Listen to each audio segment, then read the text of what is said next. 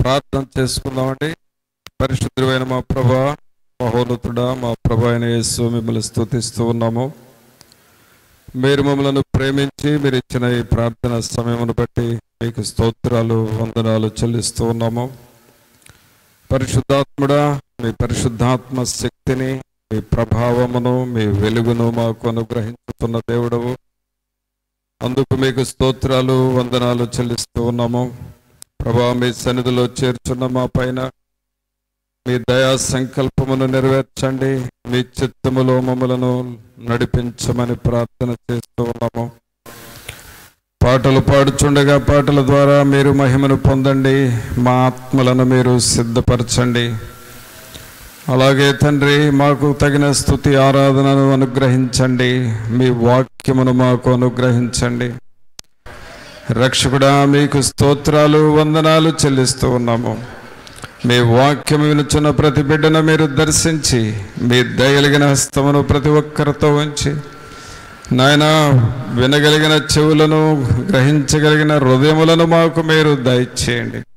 మీ ఆత్మను నాయన తండ్రి అభ్యంతరపరచు వేరొక ఆత్మ ఏది లేకుండా చేసి పరిశుద్ధాత్మ నింపుదల సహాయం మాకు అనుగ్రహించి మీరు అధ్యక్షత వహించి నడిపించి ఘనత ప్రభావాలు మీరే ఆరోపించుకొనమని నజరేయుడైన యేసు నామమున అడిగి వేడుకొంచున్నాం తండ్రి, ఆమేన్. పాటలు పాడుకుందామండి.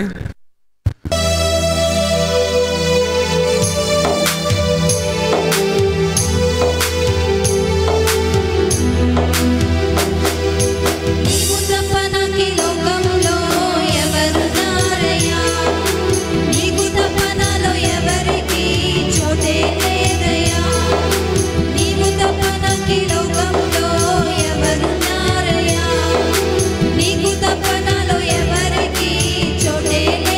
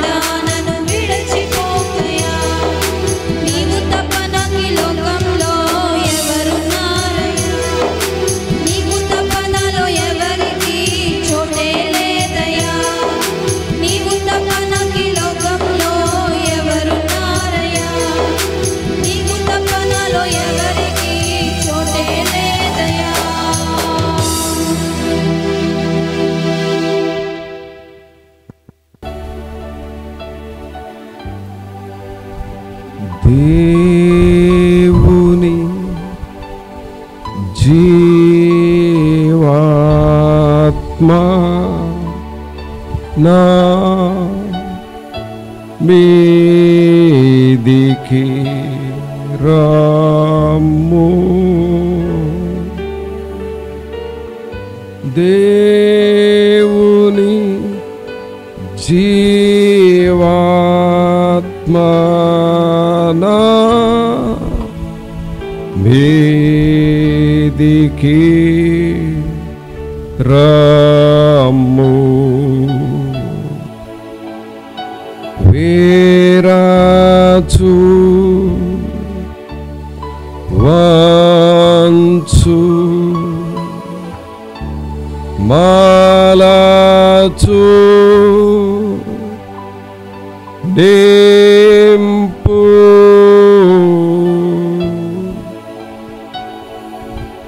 దేవుని జీవాత్మనా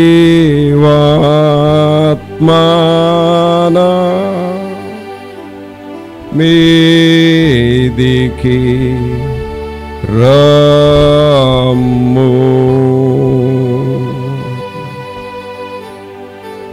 ప్రభు అయిన యేసు రమ్ము. పరిశుద్ధాత్ముడు అయిన తండ్రి రమ్ము. మాతో మీరు మాట్లాడండి. మీ వాక్కులో ఉన్న జీవము, మీ వాక్కులో ఉన్న శక్తిని మాకు ఇవ్వండి. మా హృదయాలు ఎంతో అవసరతలో ఉన్నాయి. ఎప్పటికప్పుడు మీరు మాతో మాట్లాడుతూ ఉండాలి. మీ వైపు చూస్తూ ఉన్నాము. మీ సన్నిధి మాతో ఉంచమని, మీ వాక్యము ద్వారా మాతో మాట్లాడమని నజరేయుడైన యేసు నామమున అడిగి వేడుకొనుచున్నాము తండ్రి. ఆమేన్. మంచిది పిల్లరా, దేవుని వాక్యములో నుండి మనం బైబిల్లో చివరి పుస్తకము ప్రకటన గ్రంథములో నుండి ఒక మాట చూద్దాం. ప్రకటన గ్రంథము మొదటి అధ్యాయము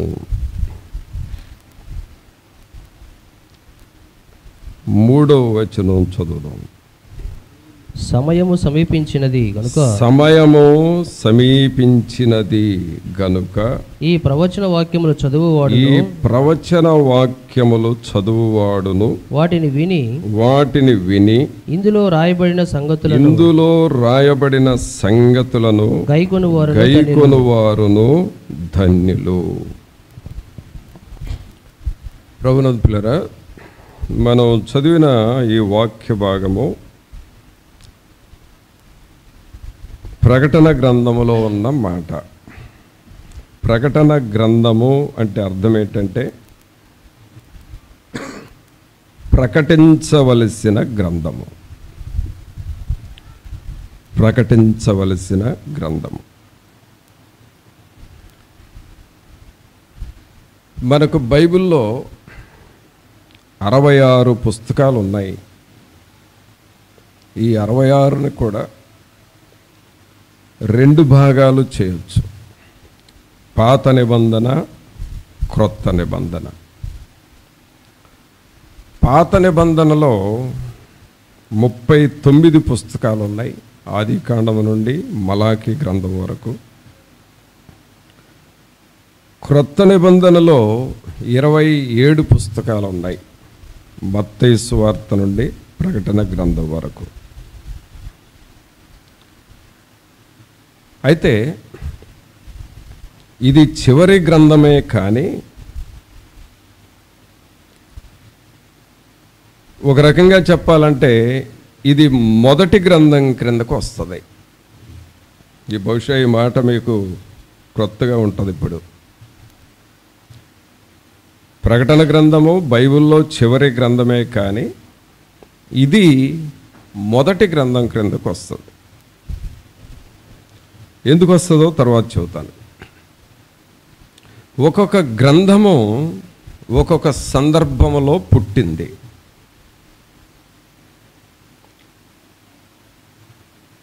అవి పుట్టిన సందర్భాలు చూస్తే ఆదికాండము నుండి ద్వితీయోపదేశకాండం వరకు 5 గ్రంథాలు. ఇది ధర్మశాస్త్రము అని అంటాము. ఈ గ్రంథాలు ఎక్కడ పుట్టినాయి అని అంటే, యెహోవా దేవునితో మోషే గారు సియోను కొండ మీద 40 దివారాత్రులు ప్రభువుతో మాట్లాడుతూ వచ్చాడు. అంటే ఆ 40 రోజులు మరి మోషే గారు సియోను కొండ మీద ఉండి ప్రభువు చెబుతున్న మాటలన్నీ రాసుకున్నాడు. ఆ మాటలన్నీ కూడా మరి లిఖితము చేశాడు, రిటర్న్గా రాశాడు. రాసి వాటిని ఒక గ్రంథముగా, ధర్మశాస్త్ర గ్రంథముగా రాయబడ్డాడు. ఇప్పుడు మనలో ప్రతి ఒక్కరము మన సర్టిఫికెట్లో బర్త్ ప్లేస్ అని ఉంటుంది.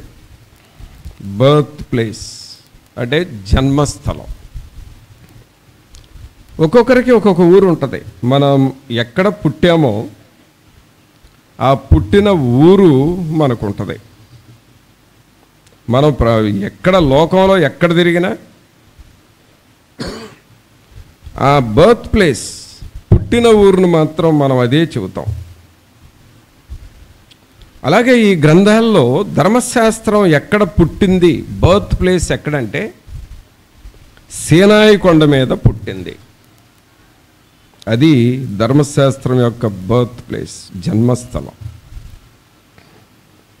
అలాగే ఒక్కొక్క గ్రంథం వాటికి పుట్టిన ఊర్లు లేక పుట్టిన స్థలాలు ఉన్నాయి. ఉదాహరణకి బైబిల్లో ఎక్కువ అధ్యాయాలు ఉన్న పుస్తకం ఏంటంటే కీర్తనలు. 150 కీర్తనలు ఉన్నాయి. ఈ కీర్తనలు ఎక్కడ పుట్టినవి అనంటే దావీదు గారి యొక్క శ్రమలలో నుండి వచ్చిన కీర్తనలు అవి. సో కీర్తనలో పుట్టినిల్లు ఎక్కడంటే శ్రమల్లో నుండి వచ్చినాయి అవి. మీరు జాగ్రత్తగా 1వ అధ్యాయం నుండి 1వ కీర్తన నుండి 150 కీర్తనల వరకు చదివితే ప్రతి కీర్తన ముందు ఒక శ్రమ ఉంది, ఒక కష్టం ఉంది, ఒక శోధన ఉంది. ఆ కష్టాల్లో నుండి ఈ కీర్తనలు, ఒక్కొక్క శ్రమలో నుండి ఒక్కొక్క కీర్తన రాశాడు.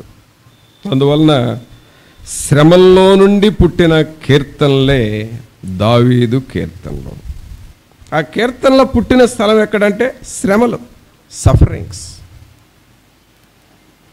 ఇలాగూ ఒక్కొక్క గ్రంథం ఎప్పుడెప్పుడు పుట్టింది, ఎప్పుడెప్పుడు రాశారు అనంటే సందర్భాలు అవి. అయితే ఫైనల్గా బైబిల్లో ప్రకటన గ్రంథం అనుకుంటున్నాం. ఈ ప్రకటన గ్రంథం ఎలా పుట్టింది అనంటే, ఇది రాసింది యోహాను, యేసు ప్రభు యొక్క శిష్యుడు. ఆయనకు 12 మంది శిష్యులు. ఈ 12 మంది శిష్యుల్లో ద బెస్ట్ వన్ ఎవరయ్యానంటే యోహాను. ఎందుకంటే he is very close to God, he is very near to God. ఎప్పుడు దేవునికి అతి సమీపముగా ఉండేవాడు. 12 మంది శిష్యులు యేసు ప్రభుతో ఎదురుగా ఉండి మాట్లాడేవాళ్ళంట. ఆ యేసు ప్రభు చెప్పే మాటలు వినేవాళ్ళంట. కానీ యోహానుకి ఎంత స్వతంత్రత ఉందంటే యేసు ప్రభు భుజం మీద తల పెట్టి మాట్లాడుకునేవాళ్ళంట. అంటే ఆ ఫోటో ఒక్కసారి ఆలోచన చేయండి. అందరూ ఎదురుగుండి మాట్లాడతారు, కానీ యోహాను యేసు ప్రభు భుజం మీద అలాగూ, ఆయన భుజం మీద అంటే యోహాను తల ఇలా ఉంది భుజం మీద, ఇలాగ ఆనుకొని మౌత్ టు మౌత్ మాట్లాడుకునేవాళ్ళు. అంటే యోహాను మౌత్ ఏమి ఎక్కడుంటే యేసు ప్రభు మౌత్ ఇదైతే ఎంత క్లోజ్గా మాట్లాడుకుంటున్నారో చూడండి. అది శిష్యుల్లో యోహానుకి ఇచ్చిన ఆధిక్యత. అది దేవుడిచ్చేది కాదు, ఈయన తీసుకున్నాడు. ఎందుకంటే అంత క్లోజ్గా ఉండేవాడు. అయితే ఇంత క్లోజ్గా ఉన్న ఈ వ్యక్తికి బహుశ్రమలు వచ్చినాయి. ఏంటి ఆ శ్రమలంటే, యోహానును మంచి యేసుక్రీస్తు శిష్యుడుగా, అపోస్తలుడుగా పేరు పొందాడు. ఈ యోహానుని చంపేయాలి అనుకున్నారంట ఆనాడు ఆ రోమన్స్. దీన్ని చంపాలి అనుకున్నారంట. అయితే ఎలా చంపాలంటే ఒక ప్రూఫ్ అడిగారంట యోహానుని. అదేంటంటే, యేసుక్రీస్తు ప్రభువుని గురించి నువ్వు ఎంతగా ప్రకటిస్తున్నావు, నీ దేవుడు నిజంగా గొప్పవాడైతే మేము ఒక కప్పు, అంటే టీ కప్పు ఉందో చూడండి, ఆ టీ కప్పు విషం, పాము విషాన్ని తీసుకొచ్చి నీకు ఇస్తాం, అది నువ్వు త్రాగాలి. నువ్వు త్రాగిన తర్వాత బ్రతికుంటే మేము కూడా యేసుక్రీస్తుని నమ్ముకుంటాం. ఒకవేళ నువ్వు ఆ త్రాగిన తర్వాత చనిపోతే నీతోనే ఆ యేసుక్రీస్తు ప్రభు కూడా చనిపోతాడు. అదంట ఒక ఏమంటామంటే దీన్ని పందెము అనొచ్చు, లేక కమిట్మెంట్ అనొచ్చు. అలా పెట్టుకున్నారు ఇద్దరు.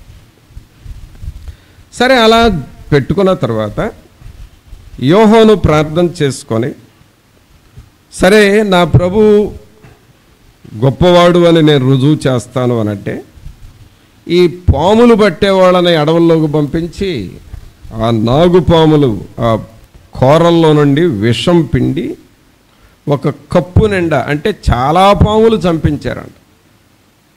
ఆ విషము ఒక కప్పులో వేసుకొని టీ గ్లాసు లాగా, టీ కప్పులాగా కప్పుడు పాము విషాన్ని తీసుకొని వచ్చారంట కప్పులో. అప్పుడు ఆ టీ కప్పు ఆయనకి ఇచ్చి, యోహానుకి, ఈ గ్లాస్ అంటే ఈ టీ కప్పు ముందుగానే చెప్పారు ఆయనకి, ఇది పాము విషం బాబు, వాటర్గా అనుకునేవు, పాము విషం, చాలా వందల పాములు చంపాము దీనికోసం, ఆ కూరల్లో నుండి విషం తీసుకొచ్చాం, నీ కప్పు నిండా ఇస్తున్నాం, నువ్వు త్రాగు. అంటే టోటల్గా వీళ్ళ మనసులో ఏంటంటే యోహాన్ని చంపేయాలి, ఇతని ద్వారా ఆ సువార్త వెళ్ళకూడదు. అయితే యోహాను చేసిన పని ఏంటంటే, ఆ విషం కప్పు తీసుకొని ఆ విషం కప్పు ప్రార్థన చేసి, ప్రభువా మీ నామము కొన్ని వందల మంది ప్రజలు చూస్తూ ఉన్నారు, బహుశా వేల మందే ఉండుండొచ్చు, అంతమంది ప్రజల్లో వాళ్ళందరూ ఏమనుకుంటున్నారంటే ఇక ఇతను త్రాగుతాడు, చనిపోతాడు అనేది నిర్ణయం. ఈ విషం కప్పు తీసుకొని యోహాను ప్రార్థన చేసుకొని అలాగూ త్రాగటానికి దగ్గరగా తీసుకొచ్చాడంట. అంటే ఇంకా ఆయన మౌత్కి ఆ కప్పు అందించబోతున్నాడు. ఆ టైంలో ప్రియరా, ఎన్ని పాములలో నుండి ఆ విషం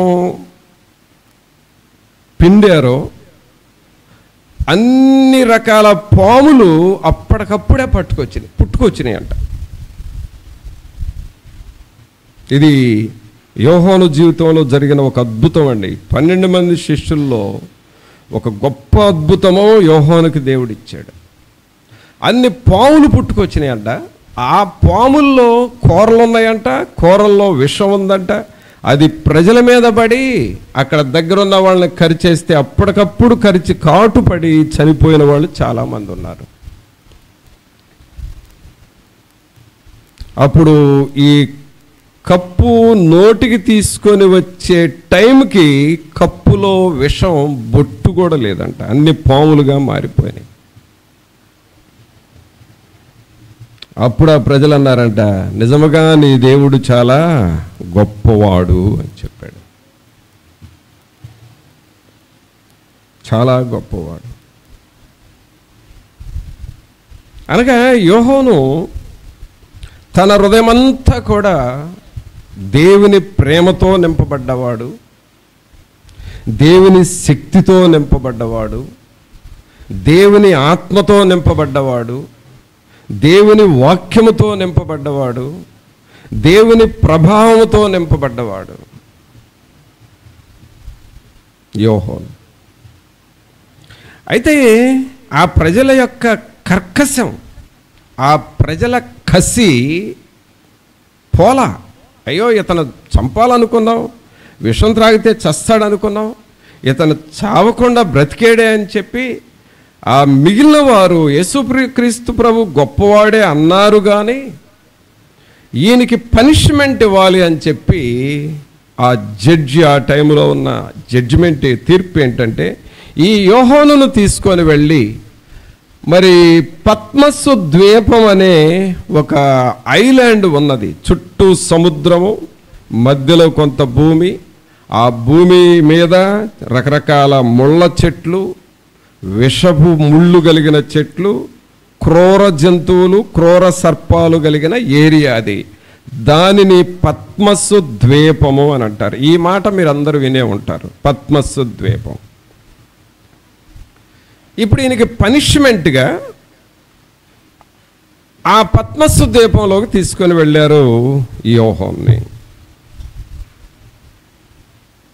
అక్కడ పడేశారు. అక్కడ ఉద్దేశం ఏంటంటే, పాము విషం కలిపి ఇస్తే బ్రతికాడు, ఆ పద్మస్సు ద్వీపంలో వేసేస్తే పాములు గరుస్తాయి, విషపు ముళ్ళు గుచ్చుకుంటాయి, క్రూర జంతువులు చంపేస్తాయి, అట్లన్నా చస్తాడు అని. అయితే పిల్లరా, ఆ పద్మస్సు ద్వీపంలో తినడానికి ఆహారం లేదు, ధరించడానికి వస్త్రం లేదు, భోజనం తయారు చేయటానికి రేషన్ లేదు, పలకరించటానికి ప్రక్కన ఎవరో లేరు.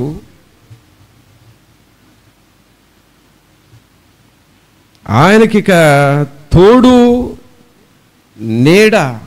ఇప్పుడే మనం పాడాం, నా తోడుయో నీవే, నా నీడయో నీవే, నా తోడు నీడా నీవే యేసయ్యా. అది యోహాను యొక్క అనుభవంగా మారిపోయింది. చలిగాలి ఉన్నది, దుప్పటి లేదు, ఎండలున్నాయి, వసతులు లేవు, శరీరము జిడ్డైపోతూ ఉంది, స్నానానికి నీళ్లు లేవు, ఏ వసతులు లేని స్థితిలో యోహాను పద్మస్సు ద్వీపంలో ఒంటరిగా ఉన్నాడు. ప్రభువుని పిల్లరా, ఒంటరి జీవితంలో సవాలు ఉన్నది.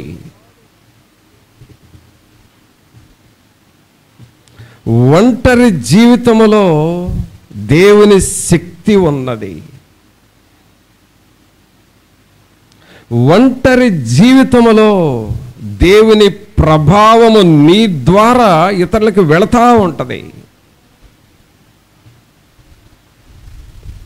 యోహాను ఒంటరివాడుగా ఉండి దేవునితో మాట్లాడుతూ ఉన్నాడు. పగలు దేవునితోనే మాట్లాడుతున్నాడు, సాయంకాలం దేవునితోనే మాట్లాడుతున్నాడు, రాత్రి దేవునితోనే మాట్లాడుతున్నాడు, అర్ధరాత్రి దేవునితోనే మాట్లాడుతున్నాడు, తెల్లవారుజామున దేవునితోనే మాట్లాడుతున్నాడు, నిమిషము నిమిషము దేవునితో మాట్లాడుతూ ఉన్నాడు. ఎవరు ఈ యోహాను? ఈ యోహాను ఎవరయ్యానంటే, ఒకప్పుడు యేసు ప్రభు రొమ్మున ఆనుకున్న వ్యక్తి. అంటే ఇప్పుడు ఈ బుక్ చూడండి, నా భుజం మీద ఎలాగ ఆనుకుందో, యోహాను యేసు ప్రభు భుజం మీద తలపెట్టి అంత క్లోజ్గా ఉన్న వ్యక్తి.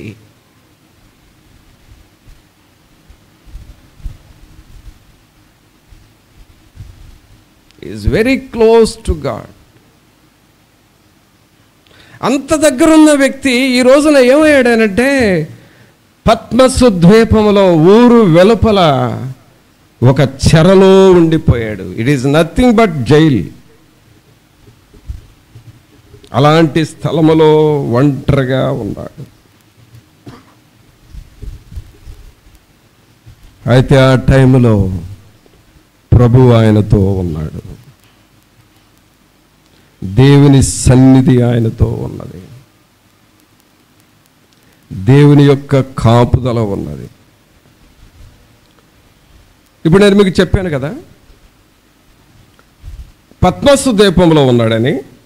ఆ పద్మసు ద్వీపంలో దేవుడు ఈయనకు ఒక ప్రత్యక్షతనిచ్చాడు. ఆయన ఆత్మను దేవుడు పరలోకానికి తీసుకొని వెళ్ళి, ఈ భూమి అంతమవుతుంది ఒక దినాన, యేసుక్రీస్తు రాకడ వస్తుంది. ఆ రాకడలో ఏమి జరుగుతుంది? రాకడలో 2 రకాలు ఉన్నాయి. ఒకటి రహస్య రాకడ, రెండవ రాకడ. రహస్య రాకడ అంటే అర్థం ఏంటంటే, దేవుణ్ణి తెలుసుకున్న తన ప్రజలు, ప్రభువును గుర్తెరిగి మారు మనసు పొందిన తన ప్రజలు ఈ శ్రమల బారిన పడకుండా మొదటగా రహస్యంగా దేవుడు వారిని పిలుస్తాడు. అంటే తన ప్రజలందరినీ దగ్గరకు లాక్కుంటాడు. అది రహస్య రాకడ. ఇక రెండవ రాకడ అంటే ఏంటంటే, ఆయన తీర్పు తీరుస్తాడు. తన మాట ఎవరైతే వినలేదో వాళ్ళందరికీ మహాశ్రమలు పెట్టి తీర్పు తీరుస్తాడు. కావున యోహానుకి ఈ రహస్యాన్ని దేవుడు నేర్పించాడు. రహస్య రాకడ అనేది ఒకటి ఉందయ్యా, అది నన్ను ఎరిగిన బిడ్డలను దేవుడు పిలుచుకుంటాడు. రెండవ రాకడ ఉన్నది. ఆ రెండవ రాకడలో నన్ను ఎరగని వారిని పనిష్మెంట్ ఇస్తాను. ఆ రాకడ ఎలా వస్తుంది, ఎప్పుడు జరుగుతుంది, ఏం జరుగుతుంది, 7 ఏండ్ల శ్రమలు ఎలా అంటే ఎలా ఉంటాయి, 1000 ఏండ్ల పరిపాలన అంటే ఎలా ఉంటుంది, ఈ ఆకాశము భూమి ఎలాగూ కరిగిపోతుంది, ఎలాగూ సముద్రం మాయమైపోతుంది, నదులు ఎలా పోతాయి, ఈ భూమి లేకుండా పోతుంది, అలాగే క్రొత్త ఆకాశం నేను సృష్టిస్తాను, క్రొత్త భూమిని సృష్టిస్తాను, నన్ను ఎరిగిన బిడ్డలని వారికి మరలా పరిశుద్ధులుగా చేస్తాను, దేవదూతలుగా చేస్తాను, 1000 ఏండ్ల పరిపాలన చేస్తాను. అప్పుడు ఈ భూలోకం ఉండదు, మంత్రులు ఉండరు, రాష్ట్రపతులు ఉండరు, రాజులు ఉండరు, టోటల్గా లోకమంతటిని నేనే స్తాను. ఎందుకంటే లోకాన్ని పుట్టించింది నేను, ఫైనల్గా లోకాన్ని పరిపాలించేది కూడా నేను. ఈ సూత్రాలను తెలుసుకో యోహాను అని యోహానుకు ప్రత్యక్షతలో ఇచ్చి ఈ ప్రకటన గ్రంథము రాయించాడు. This is very vast subject. చాలా పెద్ద విషయాలండి. ఇదంతా ఒక కొన్ని క్లాసులుగా చెప్పుకునే టాపిక్ ఇది. అయితే ఇలాంటి సమయంలో ఈ ప్రత్యక్షత ద్వారా అప్పటి వరకు యోహాను ఆత్మవశుడుగా ఉన్నాడు. అంటే ఆయన శరీరం ఆయన కంట్రోల్లో లేదు, ఆయన దేవుని కంట్రోల్లోకి వెళ్ళిపోయాడు. దేవుని ఆత్మతో నింపబడి ప్రభు చెప్పే ప్రతి మాట రాస్తున్నాడు. ఇక ఈ ప్రకటన గ్రంథము 22 అధ్యాయాలు చూస్తే అక్కడ ఆత్మవశుడై పద్మసు ద్వీపములో రాసిన గ్రంథము. ఒక రకంగా చెప్పాలంటే ప్రకటన గ్రంథం పుట్టినిల్లు ఎక్కడంటే పద్మసు ద్వీపం. అయితే ఇప్పుడు నేను ఇందాక ఒక పాయింట్ చెప్పాను, బైబిల్లో ఇది చివరి గ్రంథం అని. అయితే దీనినే మొదటి గ్రంథంగా తీసుకోవచ్చు అని అన్నాను. ఇప్పుడు చెబుతున్నాను, ఆ పాయింట్ దగ్గరికి వస్తున్నాను.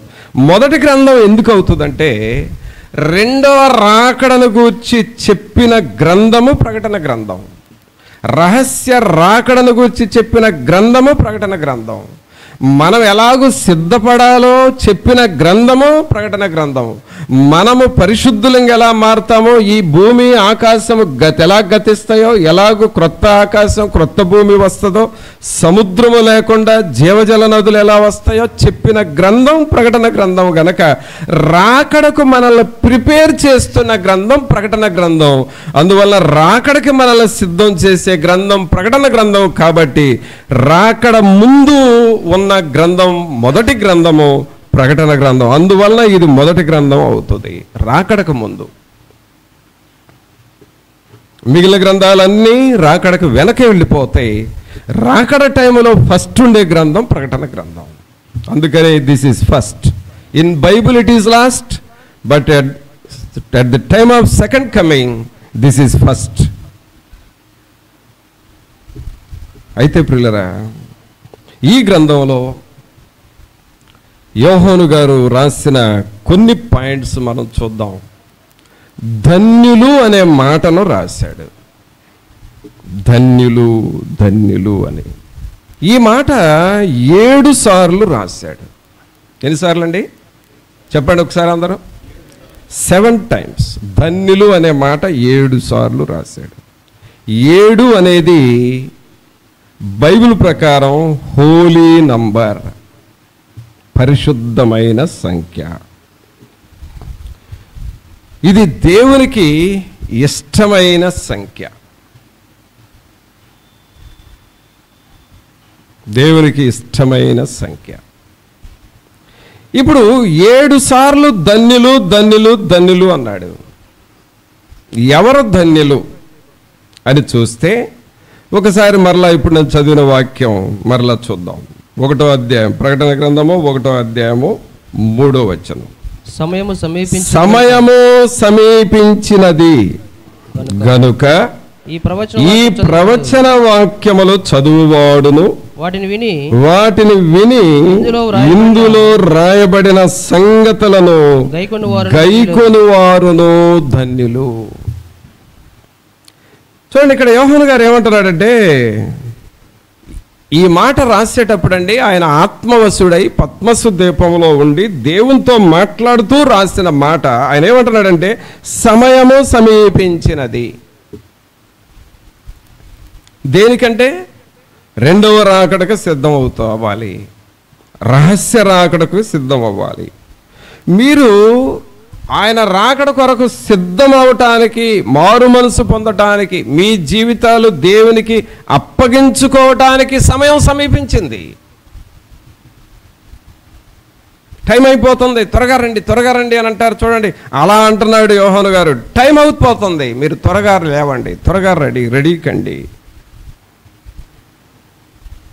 ఒక రకంగా చెప్పాలంటే this is a warning before second coming. రెండవ రాకడకు ముందు దేవుడు మనకిస్తున్న వార్నింగ్. యోహాను గారు అంటున్నాడు, సమయము సమీపించినది.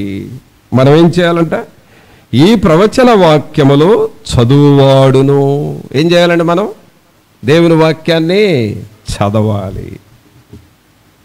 దేవుని వాక్యాన్ని బాగా చదవాలి. మొదట్లో నాకు బైబిల్ చాలా తెలుసు అనుకునేవాడిని. ఎందుకంటే చాలా గ్రంథాలు చదివా, చాలా బైబిల్ చదివా, బాగా నేర్చుకున్నాను బైబిల్ అనుకునేవాడిని. Where I'm going to depth in Bible లోపలికి వెళుతుంటే చివరికి ఇప్పుడు నాకేమనిపిస్తుందంటే అసలు నాకేం తెలీదు అని అనుకుంటున్నాను. నాకు అసలు ఏం బైబిల్ ఇంకా తెలియలేదు, అసలు ఏం అంతుపట్టట్లేదు నాకు అని అనిపిస్తుంది. పిల్లరా, దేవుని వాక్యాన్ని చదివే కొలదే మనలో ఖాళీ ఎంతగా ఉందో అర్థమవుతుంది. దేవుని వాక్యం చదివే కొలదే నీ భక్తిహీనత నీకు అర్థమవుతుంది, నీ ప్రార్థనహీనత నీకు అర్థమవుతుంది. నీవు దేవునిలో ఎక్కడెక్కడ లోటుల్లో ఉన్నావో, కొరతల్లో ఉన్నావో, కుదువుల్లో ఉన్నావో నీకు అర్థమవుతాడు. అవి అర్థమయ్యే కొలది అయ్యో నాకు ఇంకా ఏం తెలియదు, చాలా తెలుసుకోవాలనిపిస్తూ ఉంటుంది. దేవుని వాక్యాన్ని చదవాలి. 2, వాటిని విని ఇందులో రాయబడిన సంగతులను గైకొనువారును ధన్యులు. గైకొనుట అంటే రిసీవింగ్ అండ్ అప్లయింగ్ 2 ఉన్నాయి అక్కడ. గైకొనడం అంటే ఒకటి, మనం చదివే వాక్యాన్ని రిసీవ్ చేసుకోవాలి. పోయిన ఆదివారం దేవుని వాక్యం విన్నాము. ఆ వాక్యాన్ని నువ్వు డైలీ ప్రార్థనలో పెట్టాలి.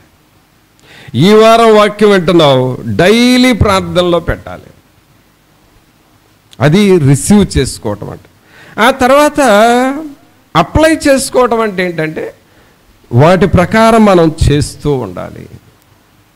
దేవుని వాక్యం ఎలా చెబుతుంది కదా, ఇలా చేద్దాము అని చెప్పాలి. రాత్రి మందిరంలో ఒక సిస్టర్కి చెప్పాను, కొంచెం అనారోగ్యంగా ఉంటే తనకేమన్నానంటే, మత్తయి సువార్త 8వ అధ్యాయంలో అన్ని స్వస్థతలను గూర్చిన మాటలు, యేసు ప్రభు ఎవరెవరిని స్వస్థపరిచారో ఆ మాటలే ఉంటాయమ్మా. డైలీ మత్తయి సువార్తలో 8వ అధ్యాయం చదివి ఈ స్వస్థత నాలో జరగాలని డైలీ ప్రార్థన చేసుకో, నీవు హీల్ అయిపోతావు అని చెప్పాను. It is called application. Apply చేసుకోవాలి. ప్రియరా, దేవుని వాక్యాన్ని నువ్వు ఎంతగా అప్లై చేసుకుంటూ ఉంటావో నీ యొక్క ఆ కొరతలు తీర్చబడతాయి. వాటర్ నీళ్లు త్రాగితే దప్పిక తీర్చబడినట్లుగా, భోజనం చేస్తే ఆకలి తీర్చబడినట్లుగా వాక్యాన్ని చదువుతూ ఉంటే నీ కొరతలు తీర్చబడతా ఉంటాయి. అలా చేసిన వారు ఎవరంట? ధన్యులు. అందుకనే 3వ వచనం మరలా చదువుదాం, అందరూ చదవండి. సమయము సమీపించినది గనుక ఈ ప్రవచన వాక్యములు చదువువాడును వాటిని విని ఇందులో రాయబడిన సంగతులను గైకొను వారును ధన్యులు. కావున దేవుని వాక్యాన్ని చదవాలి, ఆ వాక్యాన్ని మనం గైకొనాలి, అప్లై చేసుకుంటామంటే అలాంటి వారు ధన్యులు. ఎందుకు ధన్యులంటే వారు విడువబడరు, రాకడలో వారు దేవునితో ఉండటానికి సిద్ధపడతారు. అలాంటి వారు ధన్యులు. తర్వాత 2వ ధన్యత చూద్దాం. ఇవన్నీ మనం ప్రాక్టీస్ చేసుకోవాలి. అంటే జస్ట్ ఇప్పుడు వినండి, వీటిని పెట్టి ప్రార్థన చేసుకోండి. 14వ అధ్యాయం చూడండి, ప్రకటన గ్రంథం 14వ అధ్యాయము 13వ వచనం చదువుదాం. అంతటా ఇప్పటి నుండి ప్రభువునందు మృతునందు మృతులు ధన్యులని రాయుమని పరలోకము నుండి ఒక స్వరము చెప్పగా వింటిని. నిజమే, వారు తమ ప్రయాసములు మాని విశ్రాంతి పొందుదురు, వారి క్రియలు వారి వెంట పోవునని ఆత్మ చెప్పుచున్నాడు. ఇక్కడ మొదటి వచనం చూస్తే 13లో ఫస్ట్ లైన్, ఎప్పటి నుండి ప్రభువునందు మృతులు ధన్యులు. అక్కడ చూసారా, ధన్యులు అనే మాట వచ్చింది. ధన్యులని రాయుమని పరలోకము నుండి ఒక స్వరము చెప్పగా వింటిని. ఏమిటి ఈ మృతులు అనేటటువంటిదండి? చాలామంది చనిపోయినప్పుడు చెప్పే టాపిక్గా మార్చారు. కేవలం వారికి దేవుని జ్ఞానం లేక అలా చేస్తున్నారు. ఈ వాక్యాన్ని చనిపోయినప్పుడు ఎక్కువగా వింటారు ఎవరు చెప్పినా. బట్ ఆ సందర్భం ఆ వాక్యం కాదు అసలు ఇది. అందుకనే దేవుని వాక్యంలో డీప్గా వెళ్ళాలని చెప్పింది. ఏదో అవుట్లైన్స్ తెలుసుకుంటే ఆ సందర్భంలో అప్లై చేస్తాం. అసలు డెప్త్లోకి వెళితే మనకు అప్లై చేసుకోవాలి. ఎలాగూ అక్కడ ఏమని ఉంది? ఎప్పటి నుండి ప్రభువునందు మృతులు ధన్యులని రాయుమని పరలోకము నుండి ఒక స్వరము చెప్పగా వింటిని. అంటే మనం డైలీ లైఫ్లో, మన డైలీ కన్వర్జేషన్, మన సంభాషణలో, డైలీ మనం చేసే పనుల్లో మనం ఏం చేయాలంటే ప్రభువు కోసం మనం చనిపోతా ఉండాలి. డైలీ డయింగ్, డైలీ లివింగ్, ఇది అక్కడ theory. Daily dying, daily living అంటే రోజు చనిపోతూ ఉండాలి. దేని విషయంలో? మనం వెళుతూ ఉన్న స్థలాల్లో పాపమును ప్రేరేపించే కొన్ని పనులు మనం చూస్తూ ఉంటాం. కోపం తెచ్చే పనులు కొన్ని జరుగుతూ ఉంటాయి. పాపానికి లొంగిపోయే పనులు జరుగుతూ ఉంటాయి. వీటిల్లో మనం ఏం చేయాలంటే ఎప్పటికప్పుడు చనిపోతూ ఉండాలి. డిఎల్ మూడీ అనే దైవజనుడు ఒక ట్రైన్లో ప్రయాణం చేస్తూ ఉంటే అదే కంపార్ట్మెంట్లో కొంతమంది పేకాట ఆడుతున్నారంట. ఈయనన్నారంట, నీవు కూడా ఎదురుగా ఉండవు కదా, మాతో కలిసి ఆడరాదా అన్నారంట. ఆయన అన్నాడంట, మీలాగా ఆడటానికి నాకు చేతులు లేవు కదా అని చెప్పాడంట. వాళ్ళకి ఆశ్చర్యం వేసింది. చేతులు లేవంటారంటే మీకు బాగానే ఉన్నాయి కదా చేతులు అంటే, ఇవి నావి కాదు, వీటిని నేను ఎప్పుడో నా ప్రభువుకి సమర్పించా, వీటిని ఎప్పుడో నా ప్రభువుకి ఇచ్చేసా. నా ప్రభు పని చేస్తాను కానీ ఇక వేరే పని చేయడానికి నాకు చేతులు లేవు. నా సొంత చేతులు కాదు ఇవి, ఇవి దేవుని చేతులు. నేను ఆనాడే చనిపోయాను అని చెప్పాడు. అదండి మృతులు అనంటే. ఒక బూతు మాట మాట్లాడడానికి నువ్వు చనిపోయిన వ్యక్తిలాగా ఉండాలి. ఒక చెడు పనులు చేయడానికి చనిపోయిన వ్యక్తిలాగా ప్రవర్తించాలి. దేవునికి వ్యతిరేకమైన వాటిల్లో పాల్గొనటానికి ఐ ఆమ్ డెడ్, నేను చనిపోయాను అని నువ్వు దేవునితో చెప్పాలి. ప్రభువునందు మృతినందు మృతులు అంటే ఇది. అనగా ఏ పాపము వైపు నువ్వు చూడకూడదు. దేవునికి వ్యతిరేకమైన ఏ పనిని మనం చేయకూడదు. ఒకవేళ దేవునికి వ్యతిరేకమైనది ఏదైనా నీ ఎదురుగా వస్తే యోసేపులాగా నువ్వు అక్కడి నుంచి పారిపోవాలి. అది మృతులు అవటం అంటే. దానియేలులాగా నిన్ను ప్రత్యేకపరచుకోవాలి. అలాగూ మనం సపరేట్ అవ్వాలి. ఇంకా చెప్పాలంటే సపరేట్ ఫ్రమ్ ద వరల్డ్, లోకములో నుండి మనం వేరైపోవాలి. అది చనిపోవటం అంటే. ఇలా చనిపోతూ ఉంటే దేవుని కొరకు మనం జీవిస్తూ ఉంటే రెండవ రాకడ కొరకు మీరు సిద్ధపడతారు. మీరు పరలోకాన్ని సంపాదించుకుంటారు. మీరు ధన్యులు. అలాంటి వారు ధన్యులు. అందుకనే మరలా 13వ వచనం చూద్దాం. ఎప్పటి నుండి ప్రభువునందు మృతునందు మృతులు ధన్యులు అని రాయుమని పరలోకము నుండి ఒక స్వరము చెప్పగా ఉంటుంది. ఎక్కడి నుంచి వచ్చిందండి ఈ స్వరం? పరలోకము నుండి వచ్చింది. ఎక్కడికి వెళ్ళింది ఈ స్వరం? యోహోను దగ్గరికి వెళ్ళింది. యోహోను ఎక్కడున్నాడు? పద్మసు ద్వీపంలో ఉన్నాడు. అక్కడికి వెళ్ళింది. అంటే ఇక్కడ ఈ సంభాషణ పరలోకము టు పద్మస్, అది ఇక్కడ సంభాషణ. పరలోకము నుండి పద్మస్కు వెళ్ళింది. పద్మస్సు అనేది ప్రియులరా మనం పోల్చాలి అనంటే ఇప్పుడు మనం ఉన్న సమాజము. పద్మస్సులో క్రూర జంతువులు ఉన్నాయి. ఇప్పుడు మనం ఉన్న సమాజంలో క్రూర మనుషులు ఉన్నారు. పద్మస్సు ద్వీపములో విష పాములు ఉన్నాయి. ఇప్పుడు మనం ఉన్న లోకములో విషాన్ని కక్కే మనుషులు, పాములు లాంటి స్వభావం కలిగిన వారు ఉన్నారు. పద్మస్సు ద్వీపములో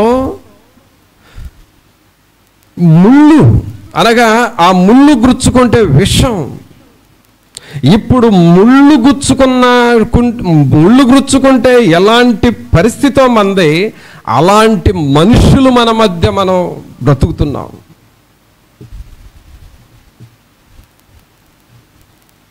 ముళ్ళులాగా గుచ్చుకునే మనుషులు ఉన్నారు, పాములాగా కాటేసే మనుషులు ఉన్నారు, జంతువులాగా మీద పడేవాళ్ళు ఉన్నారు, అన్యాయమైన పనులు చేసి మంచి వాళ్ళను సైతం హింసించేవారు ఉన్నారు. నథింగ్ బట్ పద్మస్సు ద్వీపం.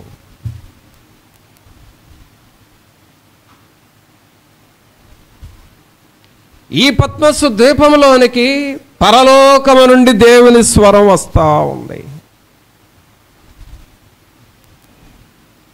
ఈ రోజున పరలోకము నుండి లోకానికి వస్తుంది, సంఘానికి వస్తుంది, కుటుంబాలకు వస్తుంది దేవుని స్వరం. ఏంటి ఆ స్వరం?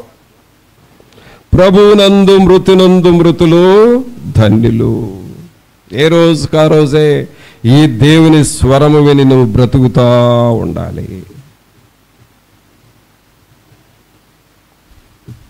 Live by the bread alone. దేవుని రొట్టె, దేవుని జీవం కలిగిన ఈ మాటలు వింటూ నువ్వు బ్రతకాలి. నీ కుటుంబం బ్రతకాలి, మనమందరము బ్రతకాలి. ఇలాగ ఎవరైతే బ్రతుకుతారో వారు ధన్యులు, వారు ధన్యులు. ఇంకా ఎవరు ధన్యులో చూద్దాం. 16వ అధ్యాయం చూడండి. 16వ అధ్యాయము 16వ వచనం చూద్దాం.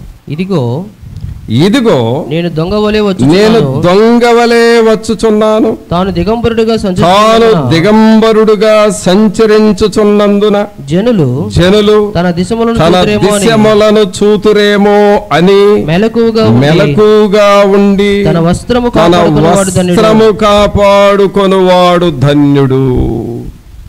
చూసారా, నేను దొంగలాగా వస్తున్నాను, మీరు దిగంబరులుగా ఉంటారేమో. దిగంబరత్వం అంటే ఏమి వస్త్రాలు లేని పరిస్థితి.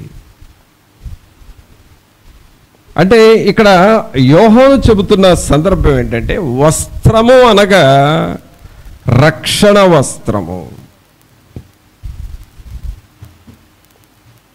ప్రియులారా, మనం పరలోకానికి వెళ్ళాలి అంటే మనం ఎంత ప్రార్థన చేసినా, మనం ఎంత బైబిల్ చదివినా, ఒకవేళ నేను ఎంత దేవుని వాక్యం చెప్పినా, ఈరోజు నేను వేసుకున్న ఈ షర్టుతో, ఈరోజు నేను వేసుకున్న ఈ ప్యాంటుతో నేను పరలోకానికి వెళ్ళలేను. No eligibility. మనలో ఎవరం కూడా మీరు ధరించిన వస్త్రాలతో పరలోకానికి వెళ్ళలేరు. పరలోకానికి వెళ్ళాలి అనంటే మన డ్రెస్ అంతా తీసేస్తాడు ప్రభు.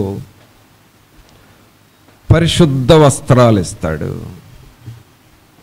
రక్షణ వస్త్రాలు ఇస్తాడు. ఆ వస్త్రాలు వేసుకున్న వారు మాత్రమే పరలోకానికి వెళతారు. ఈ వస్త్రాలు నీకు లేవు అనంటే దేవుడు నిన్ను చూసినప్పుడు నువ్వు దిగంబరివిగా కనిపిస్తావు.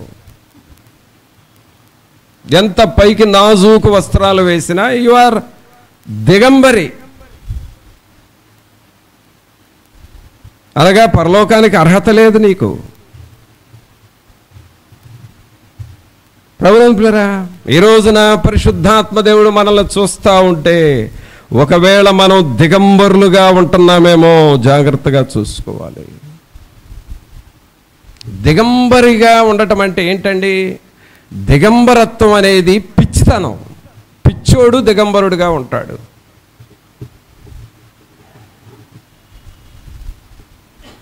ఒక రకంగా చెప్పాలంటే అంతే కదా.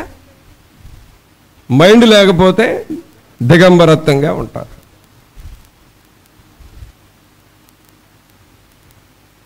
ఇప్పుడు ఆత్మీయమైన రక్షణ వస్త్రం విషయమై నువ్వు ఆలోచించట్లేదంటే, నేను రక్షణ పొందాలి, ప్రభు కొరకు జీవించాలి అనే ఆలోచన నీకు రావటం లేదంటే you are spiritual blind man.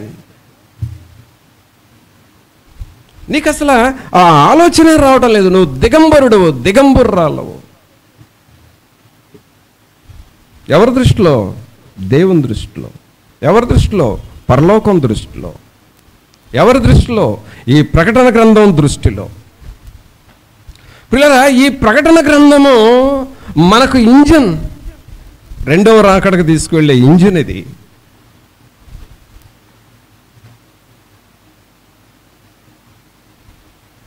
Really when I'm explaining I'm exciting in my self. నిజంగా ఇంత జరగబోతుంది, నేను సిద్ధపడాలి, మిమ్మల్ని సిద్ధపరచబడాలనే ఎగ్జైట్మెంట్లో ఉండి చెప్తున్నాను ఈ మాటలు.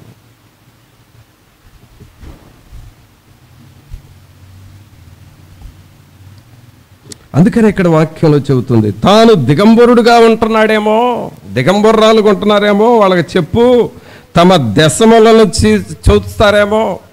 ఇందాక ఒక పాయింట్ చెప్పాను కదా, దిగంబరంగా ఉన్నావంటే వాడు పిచ్చోడై ఉండాలి, లేదా మంచోడైతే సిగ్గేస్తుంది. అదే కదా, పిచ్చోడికైతే సిగ్గేదు, దిగంబరంగా ఉండామని కూడా తెలియదు. అదే మంచోళ్ళు దిగంబరంగా ఉంటే సిగ్గేసి పరిగెత్తుతారు చాటుగా.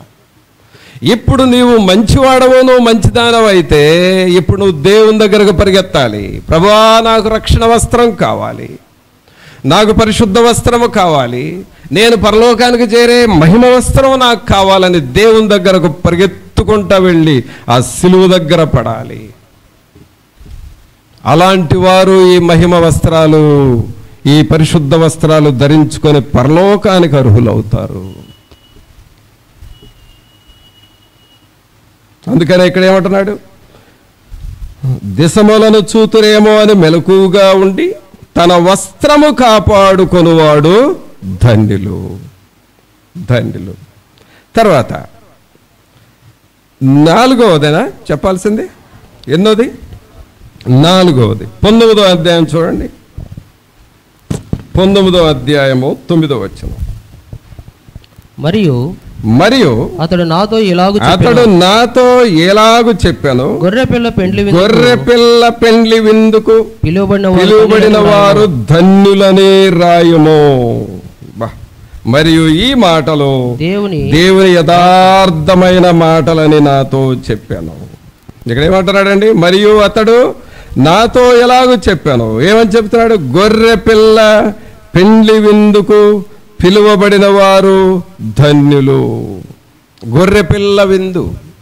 ఈ గొర్రెపిల్ల విందు అంటే ఏమిటంటే పరలోక రాజ్యములో జరిగే ఒక మహా గొప్ప కార్యక్రమం.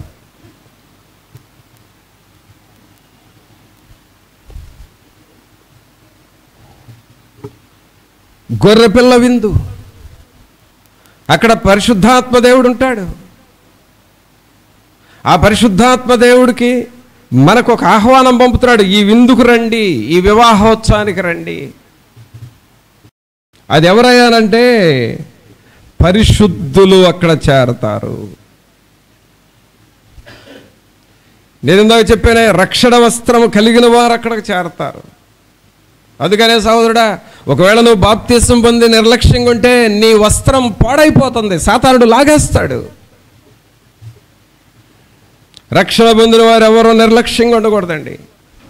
రక్షణ పొందిన వారు అశ్రద్ధగా నిర్లక్ష్యంగా ఉండకూడదు.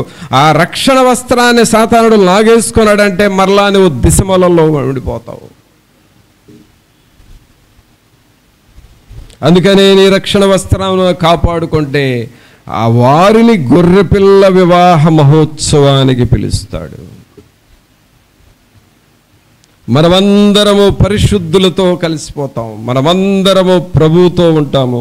మనమందరము తండ్రి అయిన దేవుడు యేసుక్రీస్తు ప్రభు అక్కడ గొర్రెపిల్లగా ఉంటే మనమందరం ఆయన విందులో, అనగా సంఘము ఒక కన్యకగా వరుడైన యేసుక్రీస్తును కలుసుకునే వివాహ మహోత్సవమే గొర్రెపిల్ల వివాహ మహోత్సవం.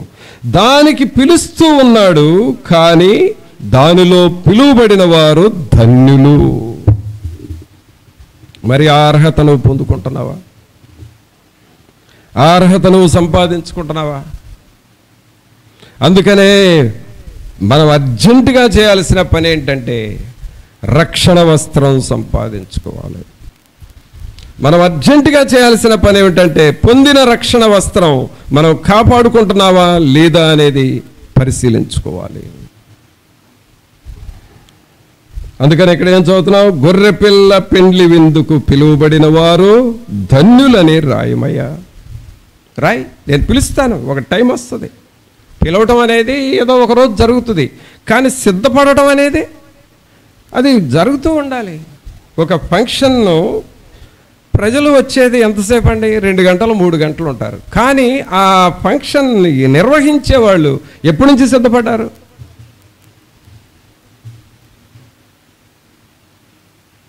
అలాంటిదే ఇది. గొర్రెపిల్ల వివాహ మహోత్సవానికి ప్రభువు నిన్ను పిలుస్తాడు.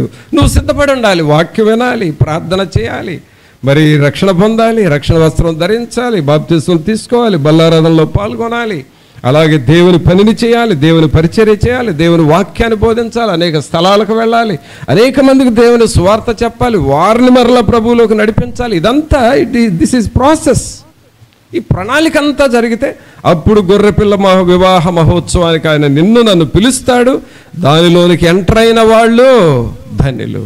మరి దానిలోకి ఎంటర్ అయ్యే క్వాలిటీస్ నీలో ఉన్నాయా? ఇప్పుడు ఉన్నాయా? At present do you have?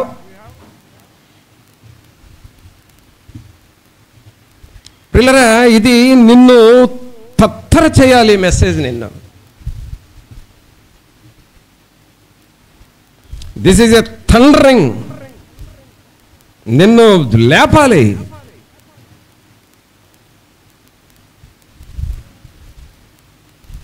ఎందుకంటే అంత సిద్ధపడాల్సిన వాక్యం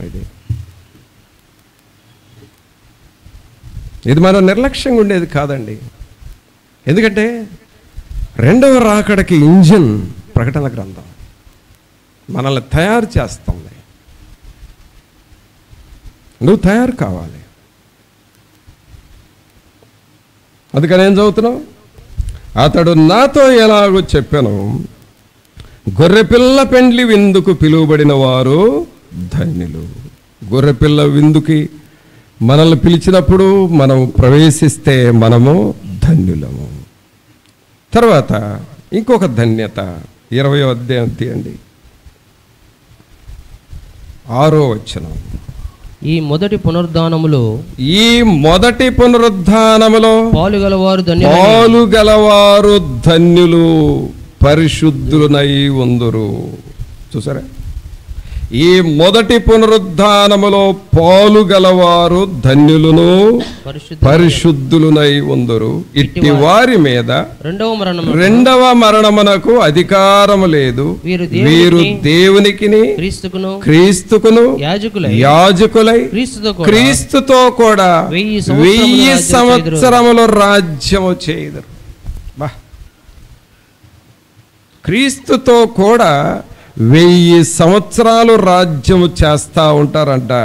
వీళ్ళెవరయ్యానంటే మొదటి పునరుద్ధానములో పాలు పొందాలి.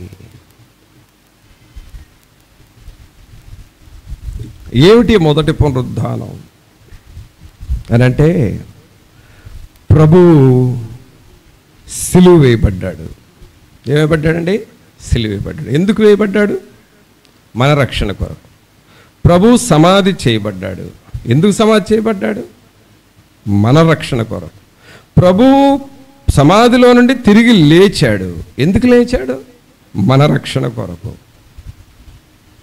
ప్రభు మనందరితో ఉండి, నేను పరలోకానికి వెళుతున్నాను, నా తండ్రి ఎంట నివాసములు గలవు, మీకు స్థలం సిద్ధపరచ వెళ్ళుచున్నాను, కాబట్టి మీరు కూడా జాగ్రత్తగా ఉండండి అని చెప్పి వెళ్ళాడు. ఎందుకోసం? మన రక్షణ కొరకు. ఈ సూత్రాలన్నీ నీకు తెలీదా? ఇప్పుడు నేను చెప్పిన ఈ 4-5 సూత్రాలు ఇంతకుముందు వినలేదా? నువ్వు నమ్మలేదా? నువ్వు నమ్ముతున్నావు. నీకు తెలుసు. నీకు తెలిసిందే మరలా దేవుడు ఈరోజు నీకు చెబుతున్నాడు. అయితే విషయం ఏంటంటే, దానిలోకి నువ్వు యాక్టివేట్ కావాలి, దానిలో నువ్వు ప్రవేశించాలి. అది మొదటి పునరుద్ధానం అంటే. యేసుప్రభు లేచాడని తెలుసు, పుట్టాడని తెలుసు, సిలువ శ్రమలు పొందాడని తెలుసు, సమాధి చేయబడ్డాడని తెలుసు, పునరుద్ధానుడయ్యాడని తెలుసు, అన్నీ తెలుసు. కానీ నువ్వు ఆ పునరుద్ధానంలో పాల్గొన్నావా? Are you participating in that resurrection power? ఆ పునరుద్ధానపు శక్తిలో నువ్వు పాలు పొందుతున్నావా? అలాంటి వారు ధన్యులు. 6వ వచనం అదే కదా చదువుతుంది. ఈ మొదటి పునరుద్ధానములో పాలు గలవారు ధన్యులను, పరిశుద్ధులై ఉందరు. తర్వాత ఇంకొక ధన్యత. ఎన్నో ధన్యత ఇది? 6వది. 22వ అధ్యాయం తీయండి.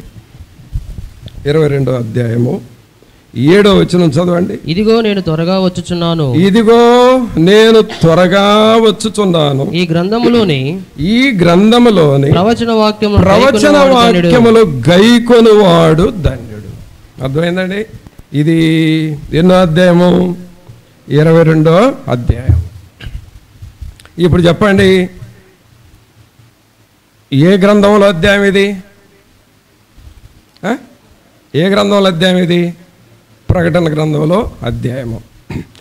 ఏ అధ్యాయములో వాక్యం ఇది? 22వ అధ్యాయము. ఇప్పుడు 22వ అధ్యాయానికి చెప్పాలి అని అంటే ఫస్ట్ది అంటే బైబిల్లో లాస్ట్ చాప్టర్. బైబిల్లో లాస్ట్ చాప్టర్ ఏంటి? ప్రకటన గ్రంథం 22వ అధ్యాయము. ఇప్పుడు బైబిల్లో లాస్ట్లో ఏమంటున్నాడంటే, ప్రకటన గ్రంథంలో చివరిలో ఏమంటున్నాడంటే, ఇదిగో నేను త్వరగా వచ్చుచున్నాను. ఈ గ్రంథములోని ప్రవచన వాక్యములను గైకొనువాడు ధన్యుడు. మనం వీటిని గైకొంటూ ఉండాలి.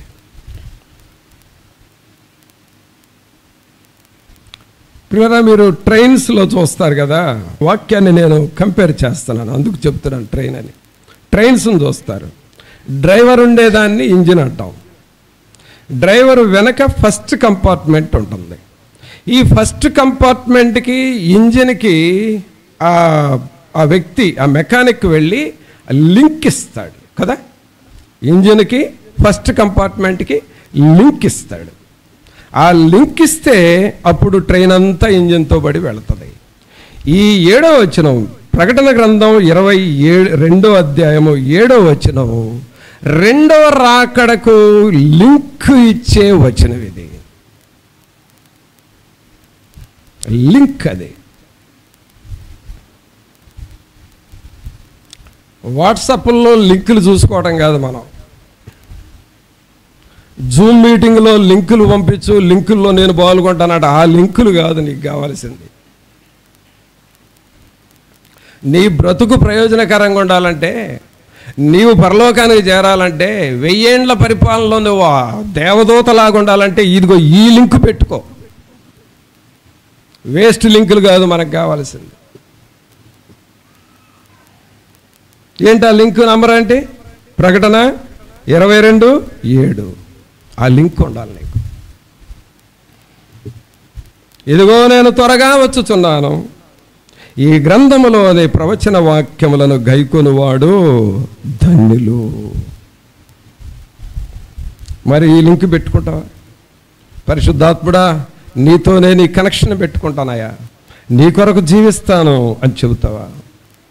అలాంటి వారు ధన్యులు. ఇక చివరి ధన్యులు ఎక్కడయ్యానంటే 7వదే కదా, అదేంటో చూద్దాం. 14వ వచనం చూడయ్యా. జీవవృక్షమునకు హక్కు గలవారై గుమ్మముల గుండా ఆ పట్టణములోనికి ప్రవేశించినట్లు తమ వస్త్రములను ఉదుకుకొనువారు ధన్యులు. తమ వస్త్రములను ఉదుకుకోవాలి. ఇందాకేమో వస్త్రాన్ని కాపాడుకునేవారు ధన్యులు అంటున్నాడు. ఇక్కడ ఏమంటున్నాడు అంటే వస్త్రాన్ని ఉదుకుకొనివారు ధన్యులు. అంటే ఇది దేంతో పోలుస్తున్నానంటే, మీకు ఊరు వెళ్ళేటప్పుడు వస్త్రాలను మీరు ఏం చేస్తారు? ఊరు వెళ్ళబోయే ముందు, లగేజీ సిద్ధం చేయబోయే ముందు వస్త్రాలను ఏం చేస్తారు? ఉతుకుతారు. ఉతికిన వస్త్రాలను ఏం చేస్తారు? ఐరన్ చేస్తారు. ఐరన్ చేసిన వస్త్రాలకి ఏం కొడతారు? ఏంటది? పర్ఫ్యూమ్ కొడతారు. అప్పుడు వస్త్రాలు రెడీ అయినట్లు. ఈ ప్రాసెస్లో ఇప్పుడు మనం ఉండాలి. రక్షణ వస్త్రం మన దగ్గర ఉండాలి, దాన్ని కాపాడుకోవాలి, అలాగే దాన్ని ఉతుక్కుంటా ఉండాలి. దేనిలో ఉతుక్కోవాలి? గొర్రెపిల్ల రక్తములో. దేవుని వాక్యం అనే పునర్జన్మ సంబంధమైన స్నానము ద్వారా, ప్రార్థనతో, దేవుని పరిశుద్ధాత్మ అభిషేకముతో ఎప్పటికప్పుడు నువ్వు ఫ్రెష్ అవుతూ ఉండాలి. ఎప్పటికప్పుడు నువ్వు ఉతుక్కుంటూ ఉండాలి. ఉతికిన నీవు ముడతలు లేకుండా ఐరన్ చేసినట్లుగా వాక్యముతో నిన్ను నువ్వు అద్దుకుంటూ ఉండాలి. అద్దుకోవటం, అద్దకం, ఐరన్ చేయబడుతూ ఉండాలి. ఆ తర్వాత నువ్వు పెర్ఫ్యూమ్ జల్లుకున్నట్లుగా నీవు క్రీస్తు యొక్క సువాసన నీలో ఉండాలి. ఇలాగ మనం సిద్ధపడితే మనము ధన్యులము. అందుకని అక్కడ ఏం చదువుతున్నాం? 14వ వచనం, జీవవృక్షమునకు హక్కు గలవారై గుమ్మముల గుండా ఆ పట్టణములోనికి ప్రవేశించినట్లు. గుమ్మములు అనగా 12 గుమ్మములు. పరలోకానికి ఎన్ని గుమ్మాలండి? 12 గుమ్మాలు. ట్రైన్లో ఏసీ కంపార్ట్మెంట్లో వెళ్ళొచ్చు, కారులో ఏసీ రూమ్లో ఉండొచ్చు, కారులో ఏసీలో ప్రయాణం చేయొచ్చు. బట్ నీ జీవితము 14వ వచనంలో లేకపోతే చాలా నష్టపోతావు.